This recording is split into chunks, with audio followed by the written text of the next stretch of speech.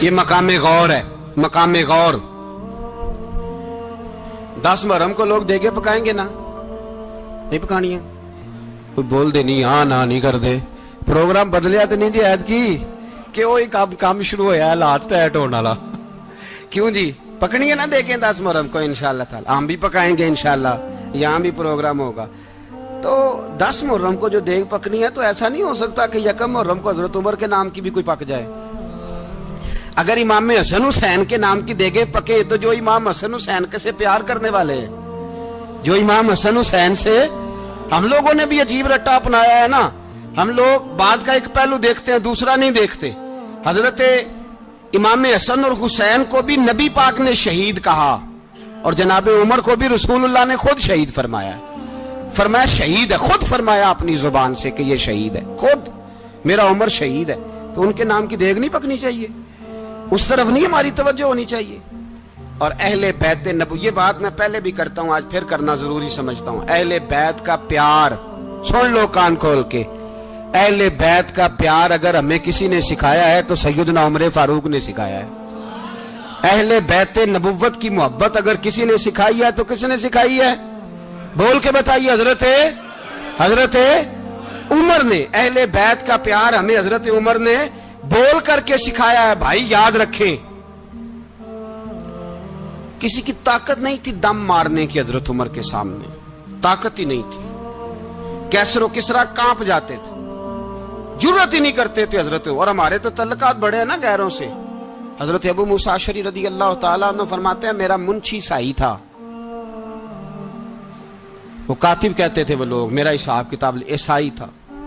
تو فرماتے ہیں ایک دن میں نے وہ سارا حساب کتاب لین دین کے حضرت عمر کو دکھائے تو فرمانے لگے جس نے لکھے ہیں اس کو بلاؤ۔ کہنے لگے ضرور مسجد نہیں آ سکتا۔ کیوں نہیں آ سکتا؟ کہنے لگے وہ عیسائی ہے۔ کہتے ہیں حضرت عمر جلال میں آ گئے، آپ فرمانے لگے جنہیں رب دور کرتا ہے تم کیوں قریب کرتے ہو؟ جنہیں اللہ دور کرتا ہے۔ فرمایا تم غیروں کو اگر عہدے دو گے تو اپنوں کا کیا بنے گا؟ اگر تم غیروں کو عہدے دو گے تو اپنوں کا، یہ سوچ ہے جو آج برما کے مسلمانوں کے لیے بھی ضروری ہے۔ کہا اگر تم غیروں کو عہدے دو گے تو اپنوں کا۔ ہم نے غیروں کو عہدے دیے تو دیکھا نا اپنے کس طرح کاٹے جا رہے ہیں۔ غیروں کو جو عہدے دے دیے، یرانے سارے غیروں سے روز دعویٰ ہوتا ہے چین ہمارا سجن ہے، چین ہمارا دوست ہے۔ او بھائی دوست ہے تو اس سے کہو نا کہ برما تو تمہاری ایک چھوٹی سی ریاست ہے، چین کے بغیر تو وہ سانس بھی نہیں لے سکتا، اس کو کہو نا اس حکومت پہ دباؤ ڈالے۔ لیکن ہم لوگوں نے غیروں کو عہدے دیے تو اپنے پس گئے۔ حضرت عمر کہتے تھے ذمی کا ہم ادب کریں گے، ذمی کافر کا ہم، ایسا کافر جو مسلمان ریاست کو قبول کرے، بدامنی نہ پھیلائے۔ ایک آدمی کو آپ نے دیکھا آنکھوں سے نابینا ہے اور بھیک مانگ رہا ہے، تو حضرت عمر کو نظر آ گیا، فرمایا کون ہو؟ اس نے کہا میں یہودی ہوں۔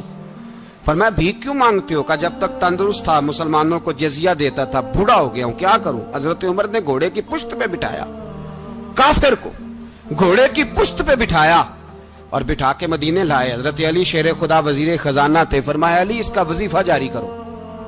کہا یہ کون ہے؟ فرمایا یہ یہودی ہے لیکن یہ ہمیں جزیہ دیتا رہا، بوڑھا ہو گیا بیچارہ، بھیک مانگنے پہ مجبور ہے، ہماری حکومت کے اندر رہتا ہے، اس کا پورا وظیفہ جتنا خرچہ اتنا وظیفہ لگاؤ۔ حضرت علی کہتے ہیں میں وظیفہ لگا رہا تھا اور وہ میرے نبی کا کلمہ پڑھ رہا تھا، وہ رسول اللہ کا کلمہ پڑھ رہا تھا۔ یہ مزاج، یہ نہیں کہ کافر۔ حضرت عمر نے گورنروں کو خط لکھے تھے کہ زبردستی کسی کو مسلمان نہیں کرنا، جہاں ان کی عبادت گاہیں بنی ہو گرانی نہیں، کوئی مندر کوئی گرجا ضائع نہیں کرنا۔ اسلام سب کو جینے کا موقع دیتا ہے، پر بے ایمانو ظالموں بدذاتو تمہیں یہ کہتا ہے کہ ہم تمہیں جینے کا موقع دیتے، تم بھی مسلمانوں کو جینے کا موقع دو۔ یہ جہاں بستے ہیں جہاں رہتے ہیں انہیں وہاں جینے کا موقع دو، انہیں بھی اللہ اکبر کہنے کا موقع دو، انہیں بھی قرآن پڑھنے کا موقع دو، انہیں بھی رسول اللہ پر درود پڑھنے کا موقع دو۔ ہمارے ملک میں عیسائی اپنی مرضی سے کھلے عام تبلیغ کرتے ہیں، یہاں تو چینل چلائے ہیں عیسائیوں نے۔ کسی مذہبی جماعت نے کبھی جلوس نکالا ہے کہ عیسائیوں کا چینل بند کرو؟ بولے نکلا ہے کہ نہیں نکلا؟ کتنے ظلم کی بات ہے۔ ہم جب غیر کو اتنا تحفظ دیتے ہیں، اتنا تحفظ دیتے ہیں، ہم نے دیکھا ہے مجھے 20 لوگوں نے عید پہ ٹیلی فون کیے کہ عیسائیوں کو قربانی کا گوشت دے لیں، مجبور ہیں جی، دروازے پہ آ گئے ہیں، ہمارے کام کاج کرتے ہیں۔ 20 لوگ، عام آدمی کے دل میں ان کا اتنا جذبہ ہے وہ مسائل کا بیان کرنا ایک علیحدہ بات، لیکن ہمارے دل کافر کے حق میں بھی نرم ہو جاتے ہیں۔ تم کس قدر زیادہ بےایمان ہو اور کفر کس قدر زیادہ ذلیل ہو گیا ہے کہ مسلمان کے حق میں نرم ہوتا ہی نہیں، اور اس سے بڑے ذلیل وہ ہیں جو ان ذلیلوں کے سپورٹر ہیں، وہ کسی عرب ملک کے حکمران ہو یا کسی اور جگہ کے، وہ بڑے ذلیل ہیں جو ان ذلیلوں کے سپورٹر ہیں، جو برما کی بچیوں کے قتل پر اپنی حکومتیں چمکا رہے ہیں، انہیں شرم نہیں آتی۔ اس قدر مسلمان تڑپا ہے، لیکن ان بے غیرتوں کو ذرا ہوش نہیں آئی، اور یہ ان کے کماش، ان کے دلال جو ہر جگہ ان کی سپورٹ کر کے اپنی حکومتیں قائم کرتے ہیں، بے ایمانوں کو پتہ نہیں کہ کب ان پر اللہ کا عذاب اترے گا اور کس طرح ان کے پرخشے اڑیں گے۔ تمہیں اپنی ذلت اور رسوائی نظر نہیں آ رہی کہ زمین کس طرح تمہارے لیے تنگ ہو گئی ہے؟ اس سے زیادہ اور تمہاری رسوائی کیا ہوگی؟ ڈرو اللہ سے، اور یہ تو دنیا کا عذاب ہے۔ ان بطش ربک لشدید، میرا رب کہتا ہے قیامت تو قائم ہونے دے، اتنا سخت تیرے رب کی پکڑ ہے اتنی کسی دوسرے کی ہو سکتی؟ یاد رکھیں اور تھوڑا احتیاط کریں ہم سب لوگ بھی، جو ہم لوگ آدھی زبان بول کے بھی ان کی سپورٹ کرتے ہیں۔ اب شرم آنی چاہیے ہمیں ان حکومتوں کی سپورٹ کرتے جو مسلمانوں کی لاشوں کے اوپر حکومتیں قائم کرتے ہیں، شرم آنی چاہیے۔ بہرحال بات دور نکل جائے گی، اور میں اپنے مضمون پہ رہتا ہوں۔ اہل بیت کا پیار اگر سکھایا ہے تو جناب عمر نے سکھایا ہے رضی اللہ تعالی عنہ۔ امام حسن ملنے، آپ یقین کریں میں جب اس واقعہ کو پڑھتا ہوں تو میرا دل جھوم جاتا ہے۔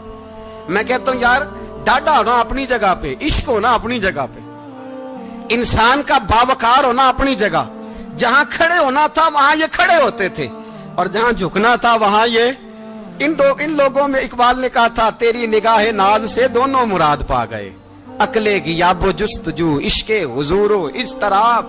جہاں اگر آیا ہے سامنے کیسر و کسرا تو عمر جیسا دلیر کوئی نہیں، اگر سامنے آیا ایران کا بادشاہ تو عمر جیسا تگڑا کوئی نہیں، اگر آیا ہے سامنے غسان کا بادشاہ تو عمر جیسا عادل کوئی نہیں، لیکن اگر علی کا بیٹا آیا ہے، اگر فاطمہ کے لال پارے آئے ہیں تو پھر فاروق اعظم سے جیسا محب کوئی نہیں، پھر ان سے جیسا پیار کرنے والا کوئی نہیں۔ اندر بیٹھے ہیں جناب عمر، اندر تنہائی میں کچھ وزیروں سے گفتگو ہو رہی ہے، میٹنگیں جاری ہیں۔ آپ کے بیٹے ملنے آئے جناب عبداللہ ابن عمر، ابا جی ملنے آئے، بات ٹھہرو بات کر رہا ہوں، کوئی نہ اندر آئے۔ صاحبزادہ باہر کھڑا ہے، تھوڑی دیر گزری تو امام حسن بھی آ گئے۔ کون آئے؟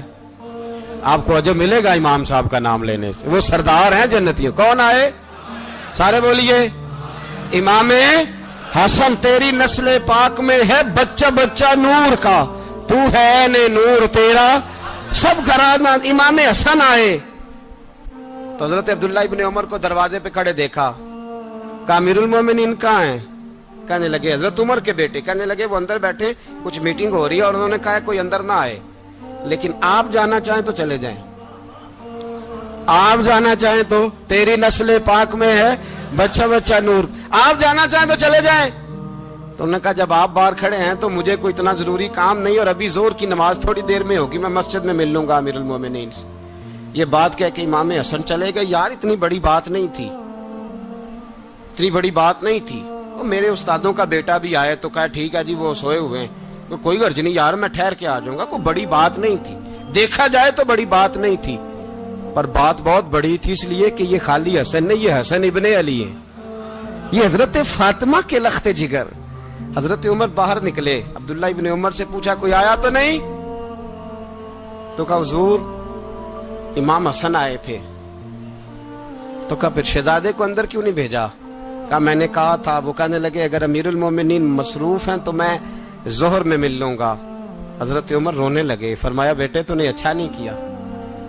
پھر مسجد نہیں گئے، سیدھے امام حسن کے دروازے دستک دی، امام حسن باہر آئے، کہا شہزادے آئے تھے تو ملے کیوں نہیں؟ تو امام حسن کہنے لگے حضور آپ کا اپنا بیٹا دروازے پہ کھڑا تھا، آپ کا اپنا بیٹا دروازے پہ کھڑا تھا، اور منع بھی کیا تھا آپ نے تو میں زور میں مل لیتا۔ حضرت امام حسن فرماتے ہیں جوش جذبات میں جناب عمر نے سر سے پگڑی اتار دی، جوش جذبات میں کہنے لگے حسن میرے بیٹے کا اور آپ کا کیا مقابلہ؟ کیا اس کی ماں کا نام فاطمہ الزہرا ہے؟ کیا اس کی نانی کا نام ختیجۃ الکبریٰ ہے؟ क्या उसके नाने का नाम मोहम्मद मुस्तफा है? आपका और उसका क्या मुकाबला? फिर रो पड़े और कहने लगे, बेटे मैं मक्के के सहराओं में ऊंट चराया करता था, ये जो मेरे सर पर इज्जत के बाल हैं ये तेरे नाने के उगाए हुए। मैं मक्के के खबरदार शहजादे, खबरदार। ओ भाई, अहले बैत नबुव्वत के अदब का रंग अगर सिखाया है तो सैयदना उमर ने सिखाया है। हजरत उमर फारूक अथॉरिटी है, इस्लाम की अथॉरिटी।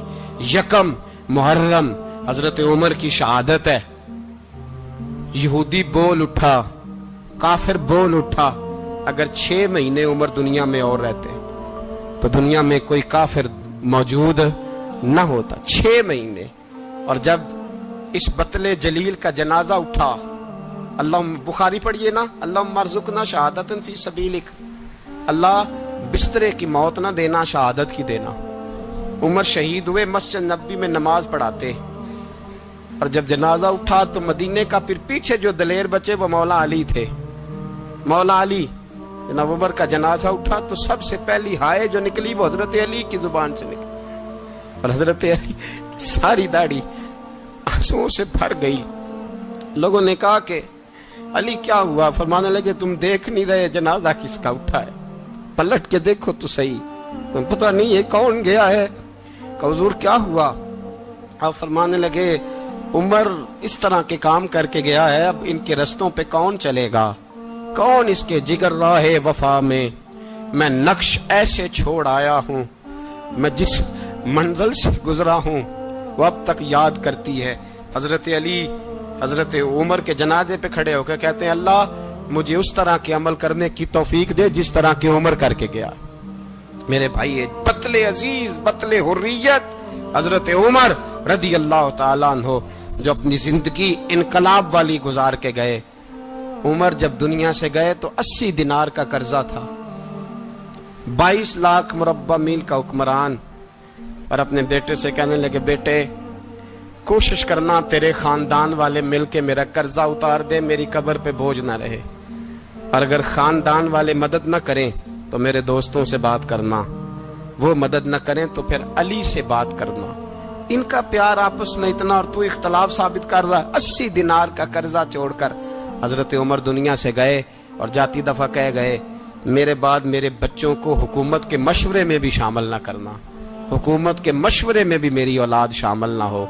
इतना बड़ा शख्स इतना बड़ा रंग दे के यकम मुहर्रम को जब उमर फारूक का विशाल हुआ तो बेटे से कहने लगे, अम्मा आयशा से जाके कहो मेरा भी नबी पाक के रोजे में दफन होने को दिल करता है।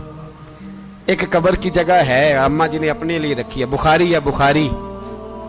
हजरत आयशा के पास साहबजादे गए, कहने लगे, अम्मा जी उमर को जख्म लग गया है, हालत बड़ी परेशानी वाली है। वो कहते हैं अगर अम्मा इजाजत दे। सैयद आयशा रो पड़ी, फरमाने लगी कि वो अपनी कब्र की जगह तो नहीं ना किसी को देता।